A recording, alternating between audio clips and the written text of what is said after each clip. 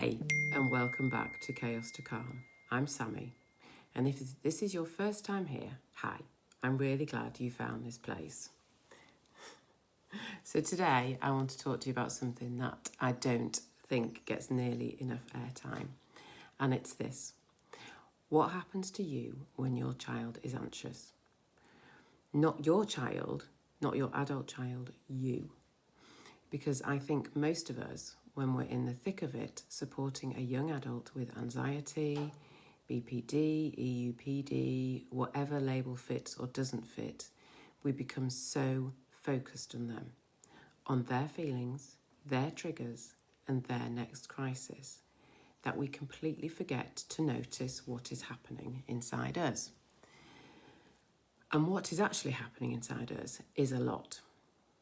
So I was listening to an episode of Disordered recently. If you haven't come across it, it's a podcast about anxiety, and it's really, really good. It's really evidence-based, but also just human. Anyway, they were talking about how anxiety spreads between people and how it's almost contagious. And I sat there thinking, gosh, yes, that is exactly what's been happening in our house for years and years, and nobody ever said it out loud. So, because here's the thing, when you live with someone who is anxious, really deeply anxious, you start to absorb it. You start scanning for danger because they do. You start predicting their reactions. You're bracing yourself, holding your breath. You become hypervigilant, and that is anxiety. That is what anxiety feels like in your body. So you've been so busy watching out for theirs, you don't actually notice you've caught it. So there's actually a term for this, secondary traumatic stress. Or sometimes it's called compassion fatigue.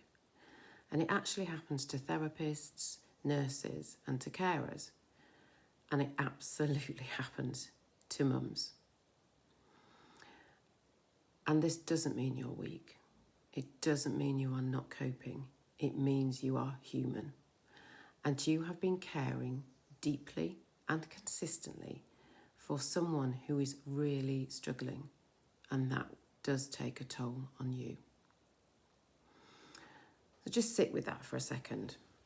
And remember, you are not falling apart. You are responding normally to an abnormal amount of sustained stress. And I think, and I think it's worth talking about what this actually looks like. Because a lot of mums I speak to don't even realise it's happening. They think it's just their life now. They think this is just who I am now. So let me describe it.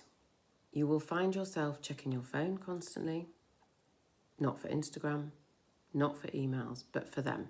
Are they okay? Have they messaged? Is it a good day? Is it a bad day? You might even be checking where they are. You can't relax, even when things are calm. Even when nothing is actually wrong. You are waiting for that other shoe to drop. You almost can't enjoy the good moments because you're busy dreading what may come next.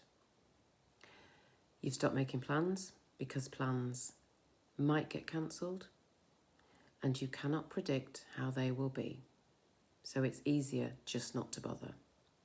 You can snap to other people, your partner, your kids, your friends, and you then feel terrible. Actually, you're not snappy. You are exhausted and wrung out, and you are carrying so much. So the big one, you feel anxious about their anxiety. So the thought of them having a bad day sends a wave of dread through your whole body before it's even happened. Sound familiar? So here is what no one tells you. When you are in this role, nobody puts their hands up and says, by the way, this is going to change you. Not just your schedule, not just your social life, actually you. Your nervous system, the way you experience the world. Because it does. When you spend months or years in a state of heightened alertness, your brain learns that this is the normal setting. It stops knowing how to switch off. It stops trusting that quiet is safe. If no one's named that for you before, I just want to say that is what is happening. That's not you going mad. That is not you being dramatic. That is a very real, very understandable response to what you've been living through. So here is where it gets interesting.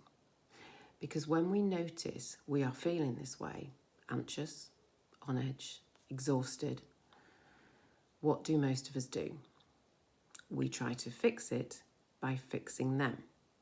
We think, if I can get them stable, if I can just find the right therapist, the right medication, the right approach, then I'll feel better and then I can breathe again.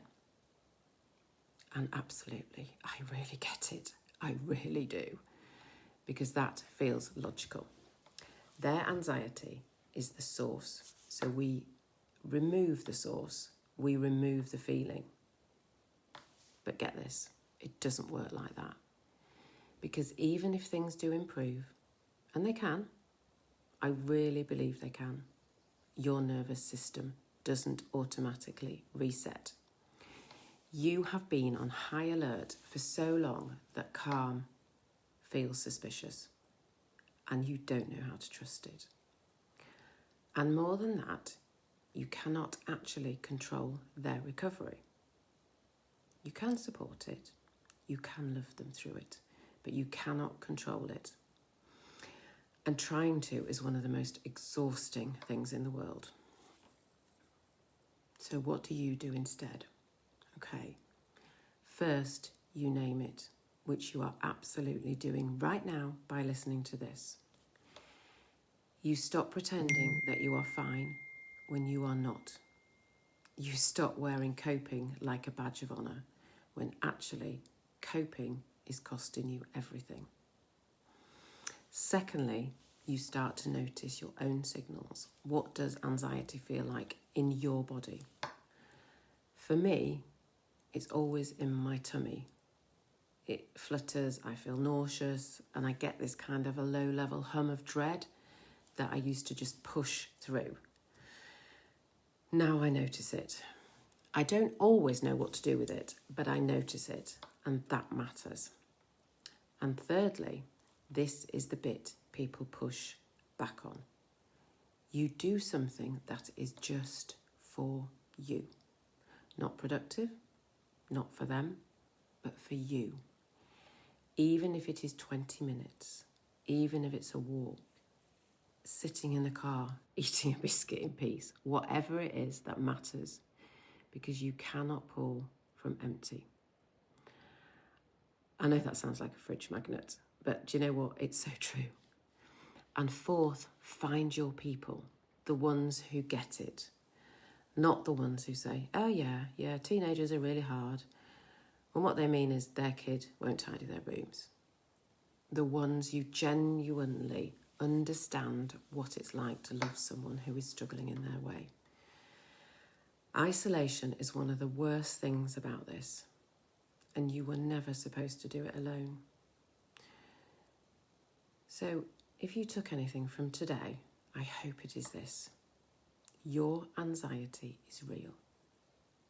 It makes complete sense, and it deserves just as much attention as your child's does. You are not supporting a character in this story.